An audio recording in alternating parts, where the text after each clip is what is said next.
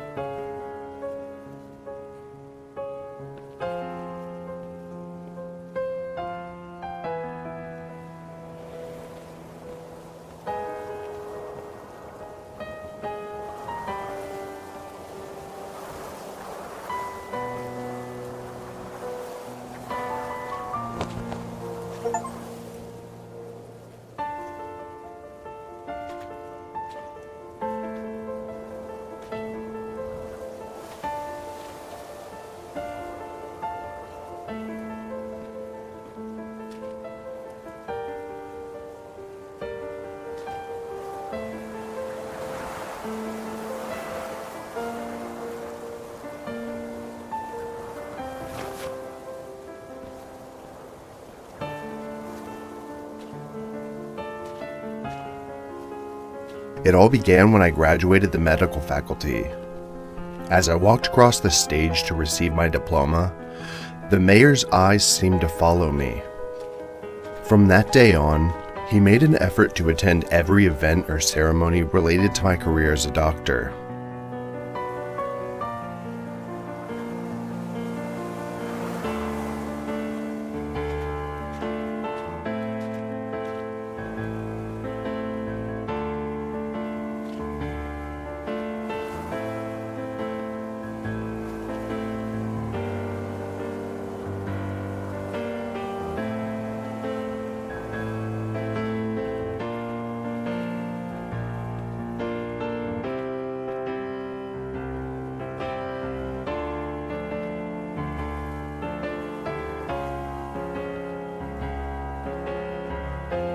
My childhood friends Rosie and Sam were also there, cheering me on with their loud voices and beaming smiles.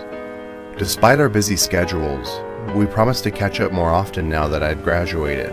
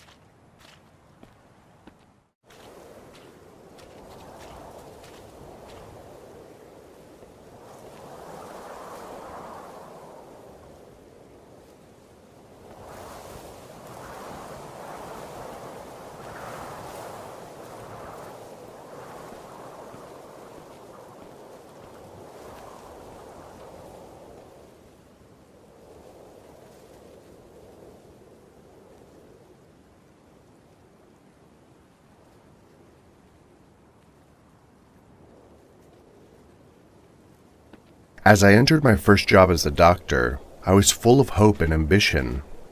The hospital was located in a small town, far from the bustling city that I was used to. But it didn't matter to me, as long as I could put my medical knowledge and skills into practice.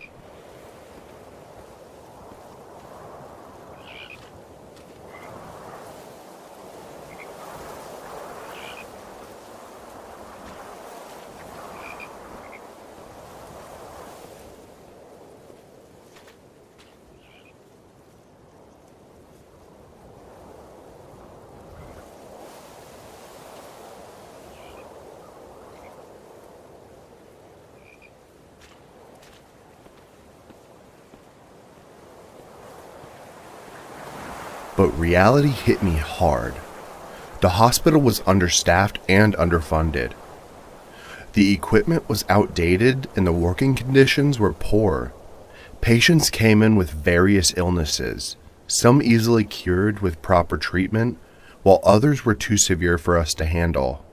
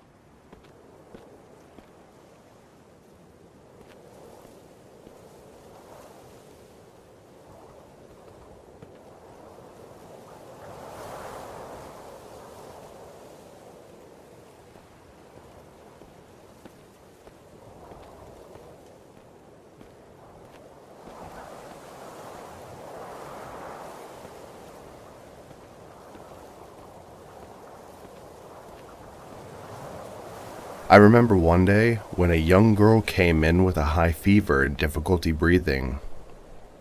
She needed urgent care, but we didn't have the necessary equipment or medication to treat her. We did our best to stabilize her condition, but she passed away before we could transfer her to a better equipped hospital.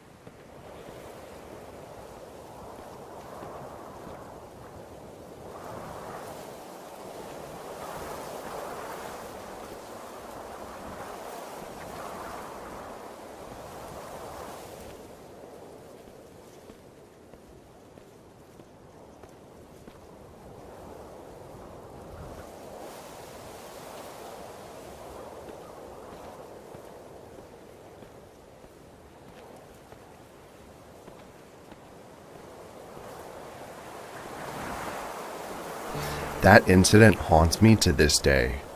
It made me realize the harsh reality of our healthcare system. How many lives could be saved if only we had access to better resources?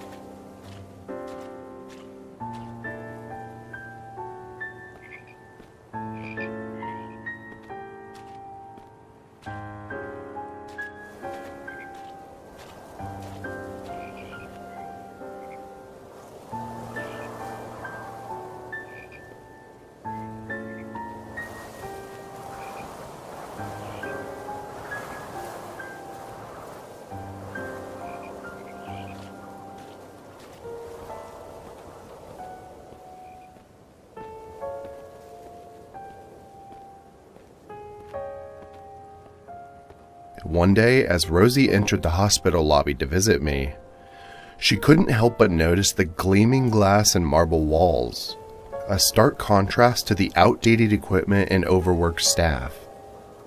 She shook her head in frustration as she thought about the government's priorities.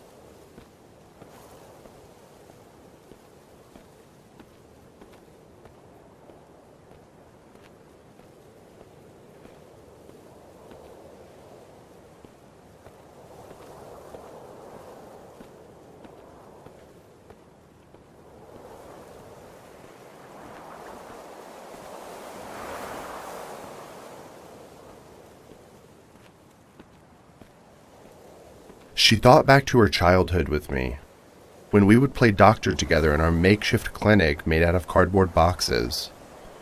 Even then, we had big dreams of making a difference in people's lives through medicine.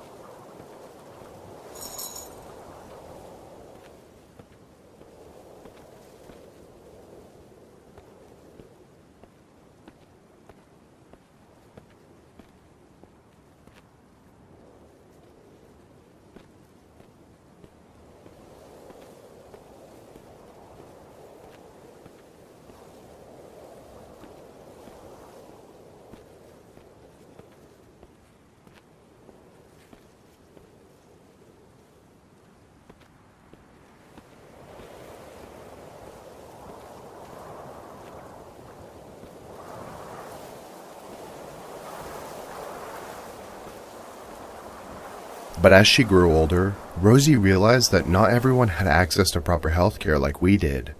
Some families couldn't afford to seek medical help until it was too late, while others were turned away from hospitals due to lack of funds or resources.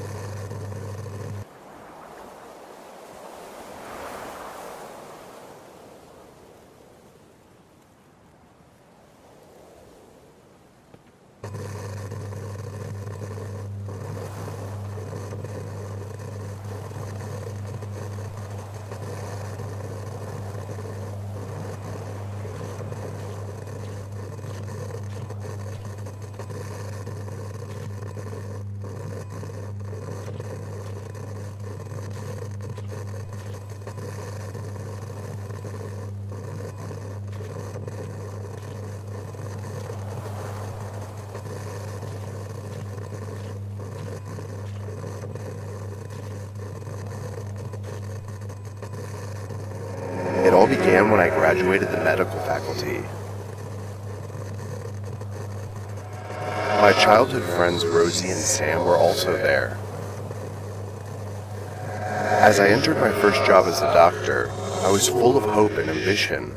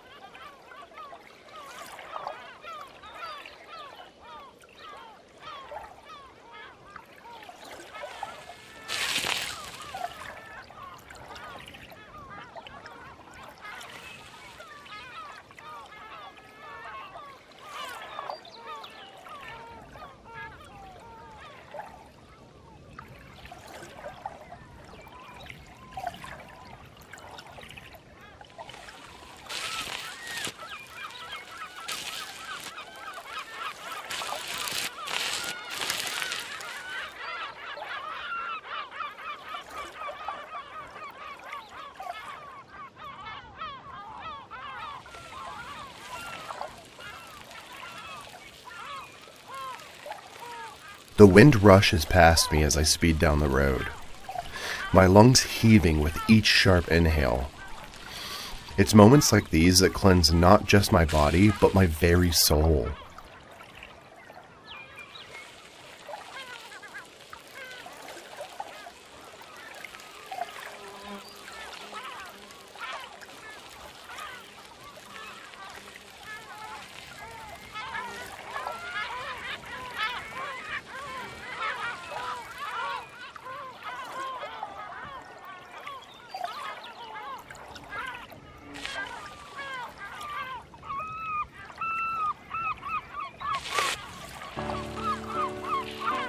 I've worked hard to get here, finished school, found a wonderful wife, and I can't help but thank the universe for how lucky I am. But it's not about me anymore. It's about all the lives I'll save through my career. The thought alone brings tears to my eyes.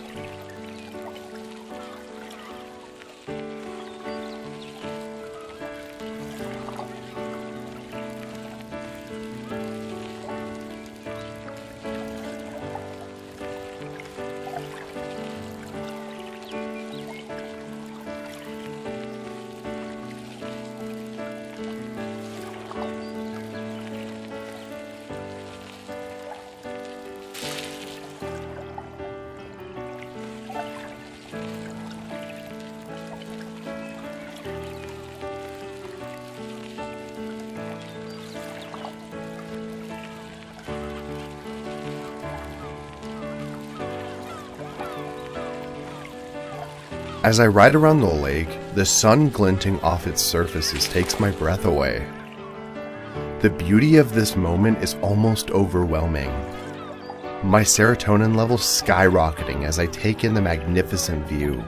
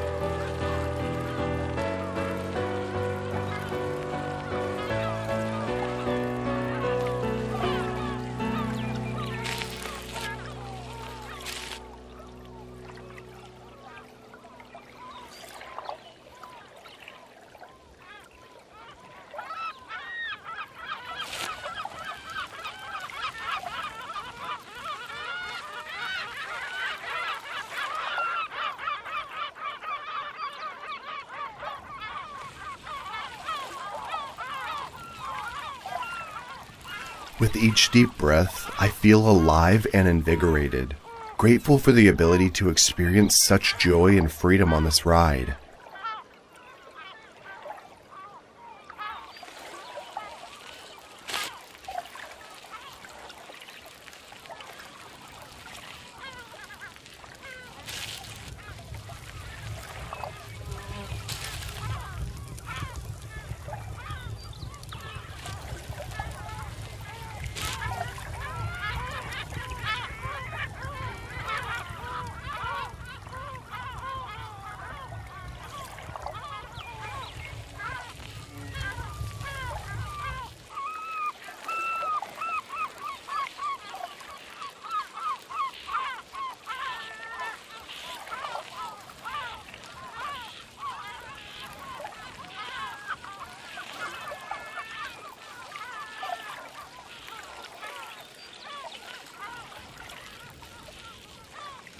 Somebody better grab an extinguisher, because I am literally on fire.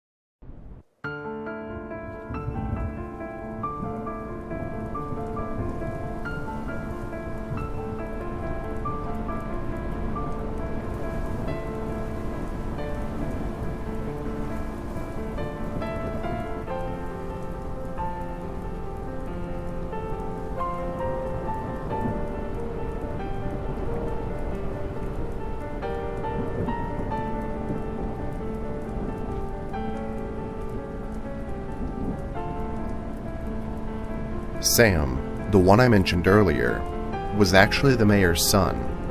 His family had strong ties to the mob. One night, he got into a heated altercation with the rival mob leader's son over a girl.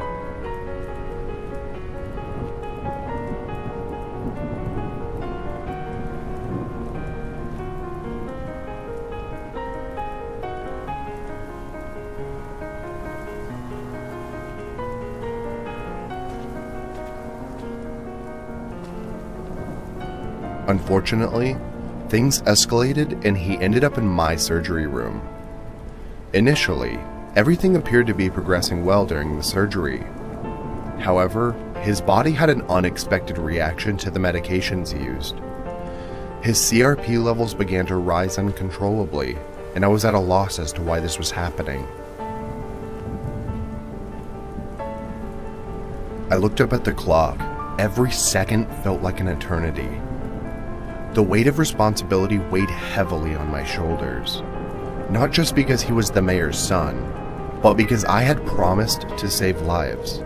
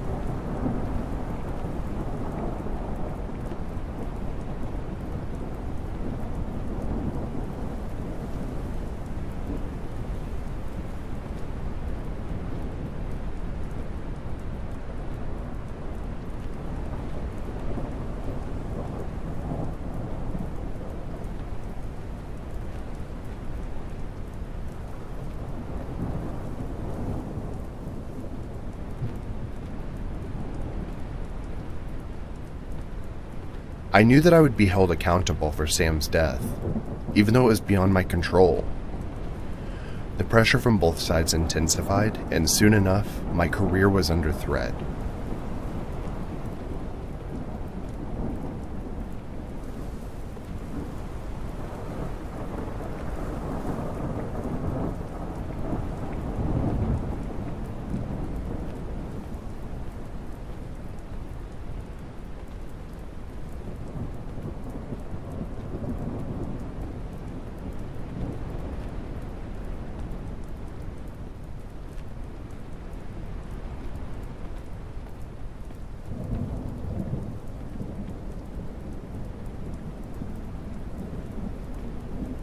The pressure from Sam's family and the rival mob leader's family reached a boiling point. They were both demanding answers and were not satisfied with my explanation that it was just an unforeseen reaction to the medication. Things were about to get ugly.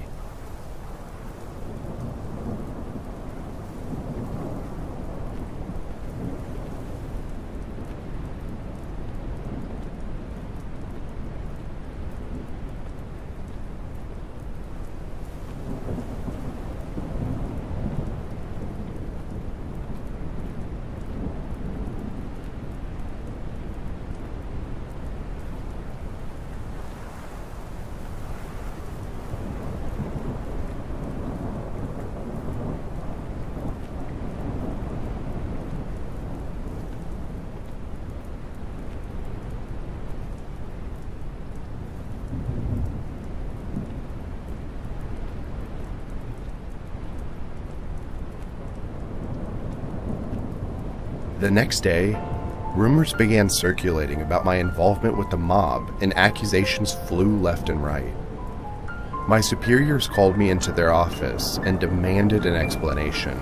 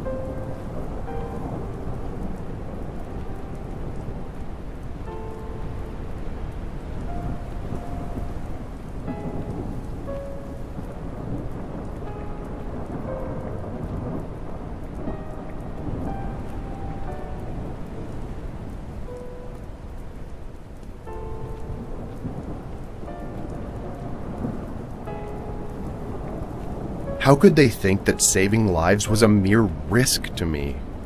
But I knew that any outburst would only make things worse. I did everything in my power, I replied calmly, trying to keep my emotions in check. But deep down, I knew that this wasn't just about Sam's death anymore.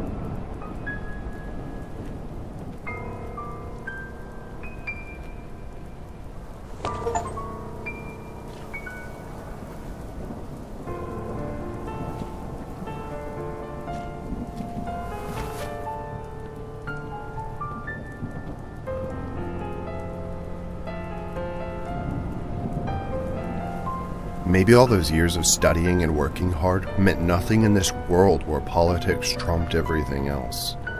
I sighed heavily as I walked back to my office. The wind chime outside tinkled softly, offering a brief moment of solace before reality came crashing back down again.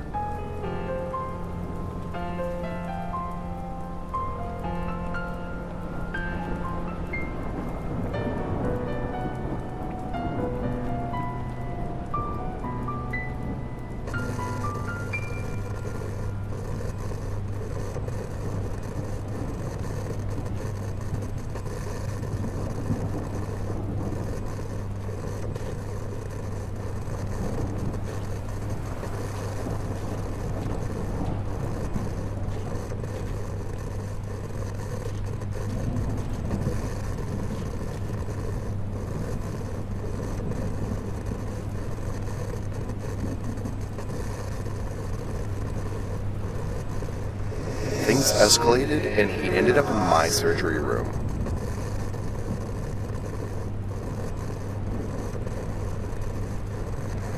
I knew that I would be held accountable for Sam's death.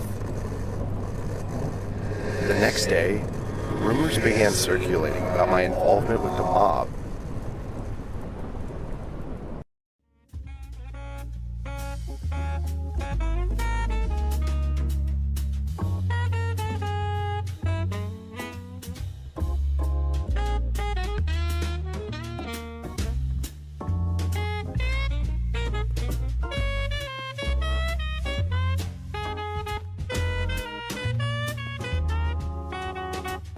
My wife, Rosie, was a force to be reckoned with. She was a successful real estate broker and also happened to be related to the mayor. Her connections and charm made her a formidable figure in our community.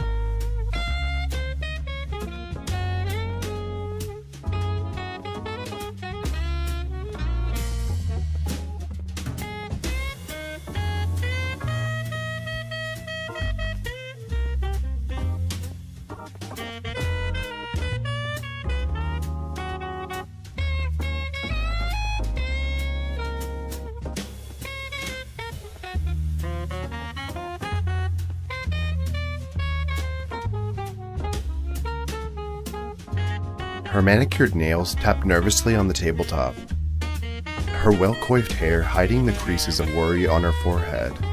I know this sounds like a terrible thing to say about my future wife, but despite her charming smile and smooth words, a nagging doubt lingered in the air about her true intentions.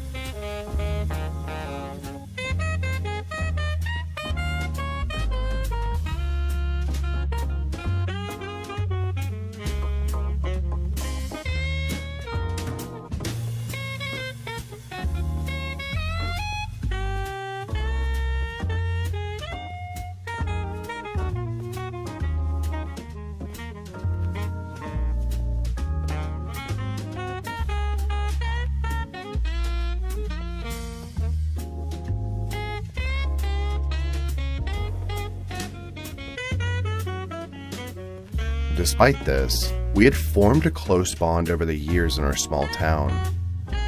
As the sun set on my day shifts, Rosie and I would often escape to the nearby theaters, surrounded by the quaint charm of our community. The warmth of nostalgia filled every moment we spent together, creating cherished memories.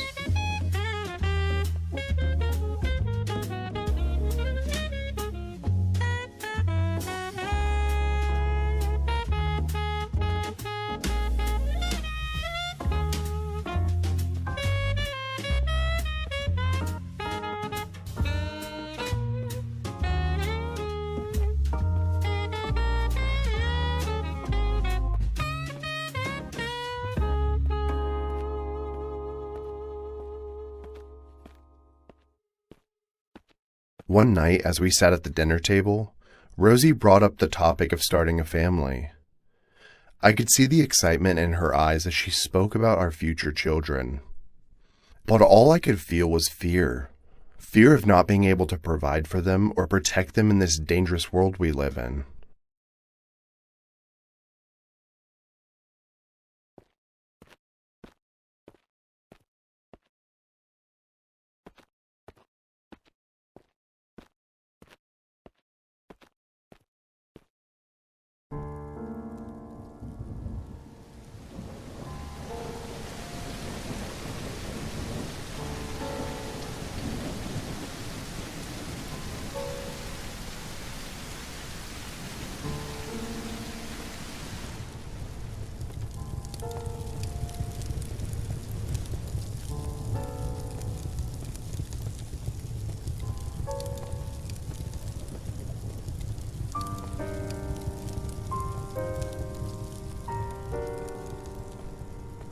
It seemed that Sam's father, the mayor, had mob connections, and promptly used them against me.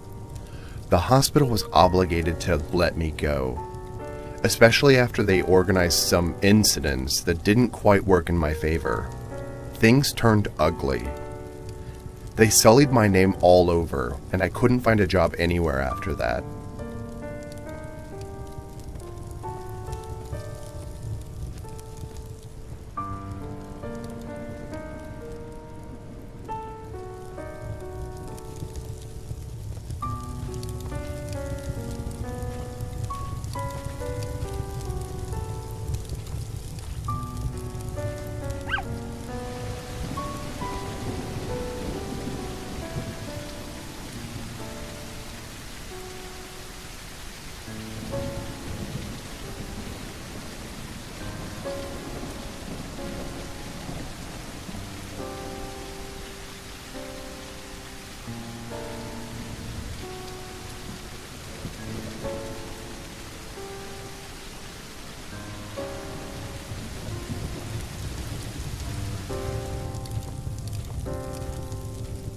Being broke wasn't the only issue. Shameless gossip was propagated all around town, and by the end, I'd lost touch with many a friend and family member. My relationship with Rosie was also inevitably broke down, and we broke up.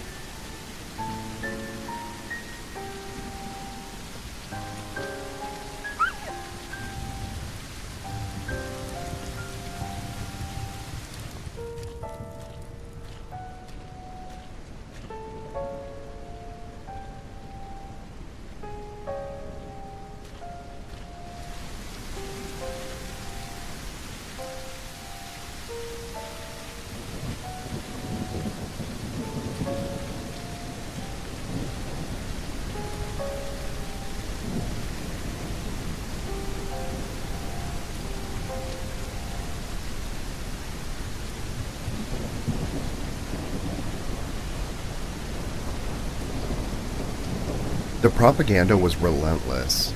Rumors spread like wildfire, and my once supportive community turned against me. I could feel the stares and whispers everywhere I went.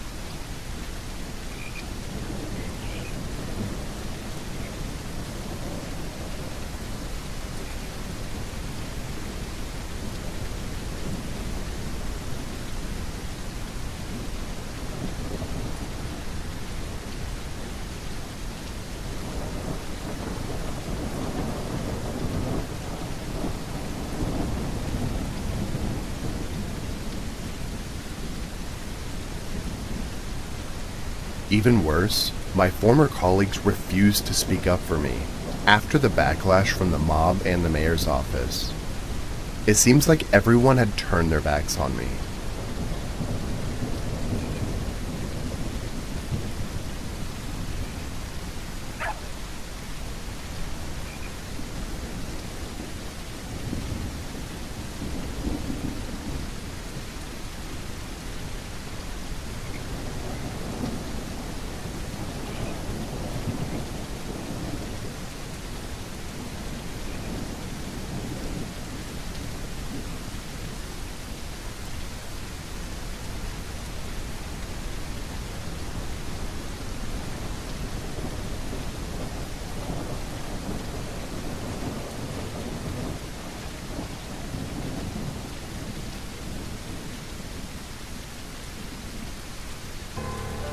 With no job prospects and dwindling savings, I was forced to sell my house and move into a small apartment on the other side of town. My parents were disappointed in me for losing my prestigious job and were ashamed of the rumors surrounding me.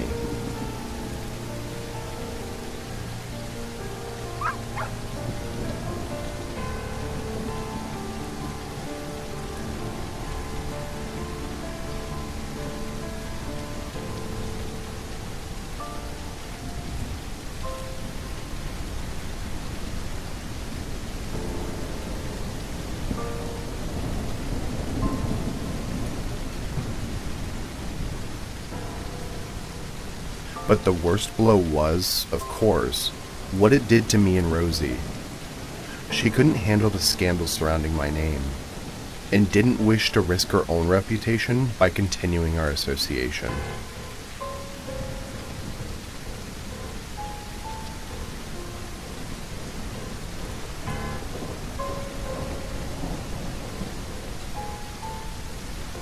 As I packed up my belongings, memories of our past dates and conversations flooded my mind.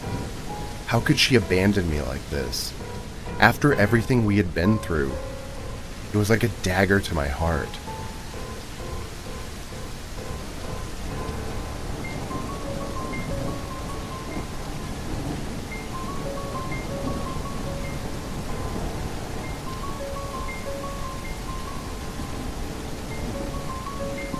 But as much as it hurt, I couldn't blame her.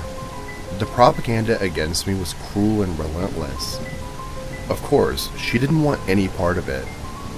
She deserved better than being with someone who was constantly being shamed and slandered.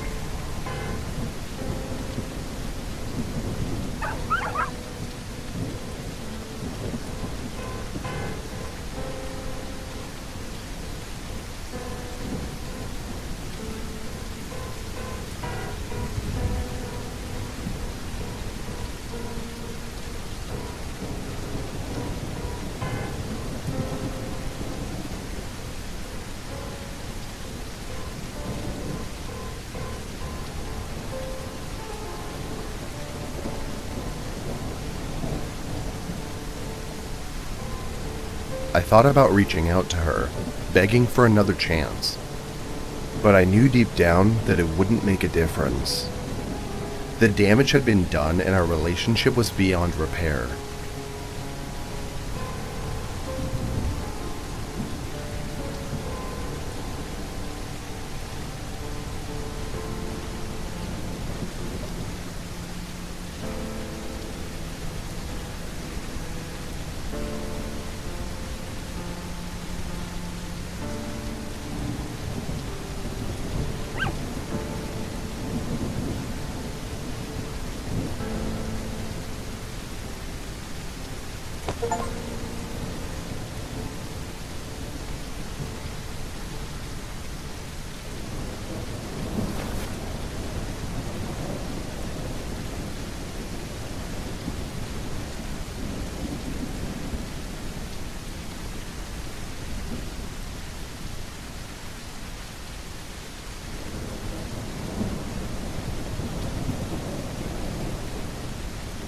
I began to spend my days searching for any job that would hire me, even if it meant starting at the bottom.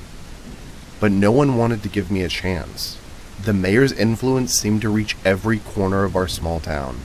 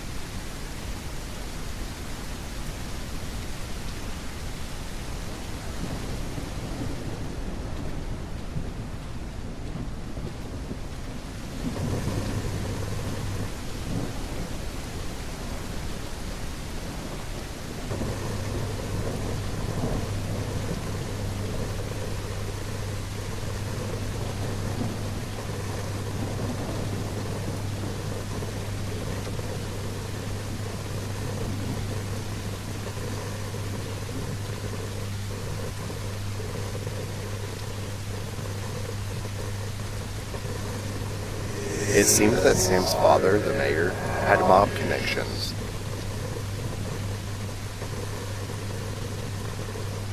The hospital was obligated to let me go. But the worst blow was, of course, what it did to me and Rosie.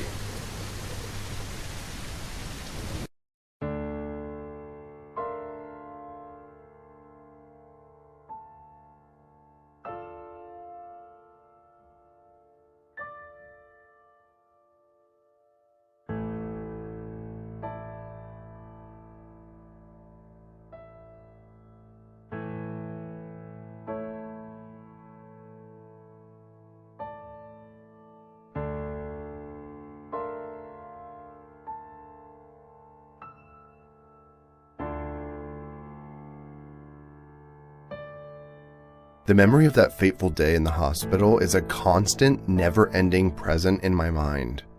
The hours were dark and chaotic, turning my life upside down in an instant.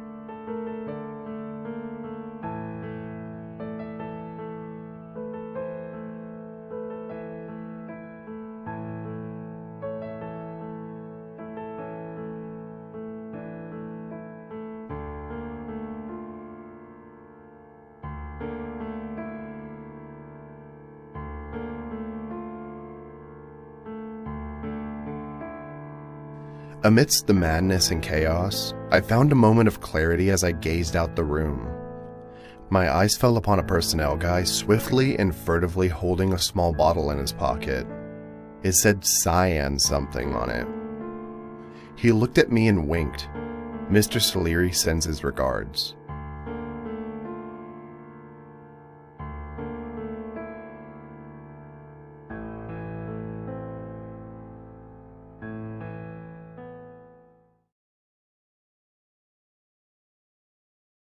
The sight sent shivers down my spine, a stark reminder of the dark lurking behind every corner.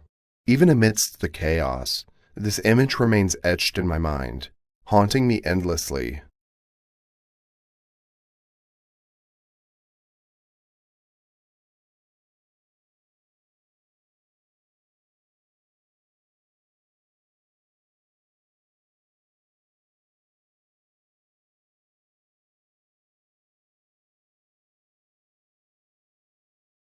So this is why I've been on this winding path.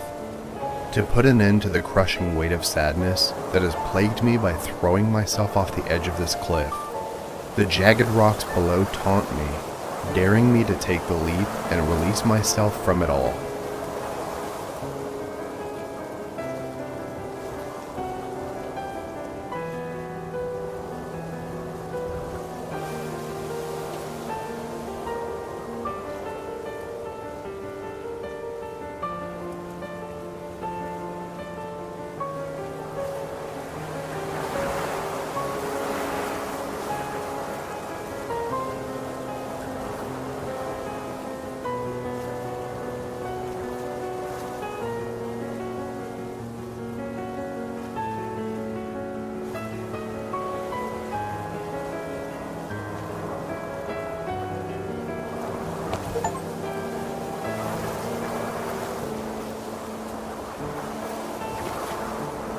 The wind howls and whips at my hair and clothes, tugging me forward like an eager guide towards my ultimate destiny. The force of it's almost tangible, a physical reminder of this journey that lies ahead.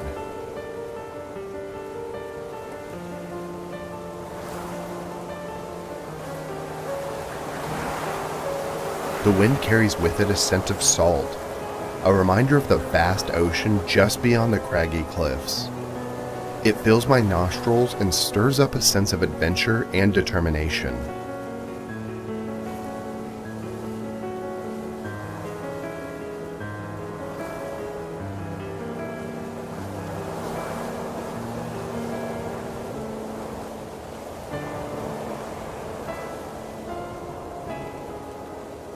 The wind tastes of pure, untamed freedom, a rush of cool air that invigorates my senses and pushes me to take the leap towards my destiny.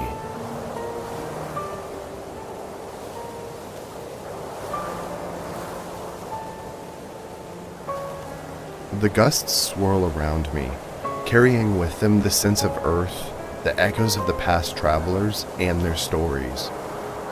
I take a deep breath, feeling both exhilarated and apprehensive as I step forward into the unknown.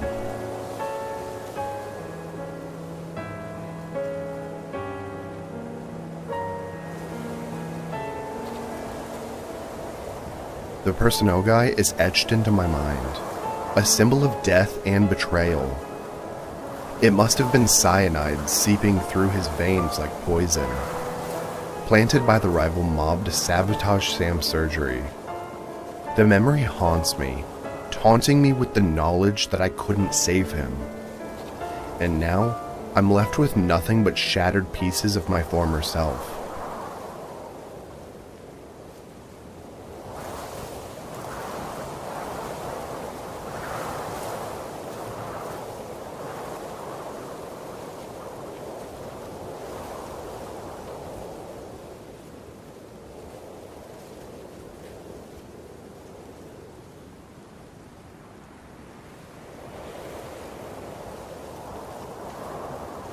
But I cling to one memory, a glimmer of joy amidst the darkness.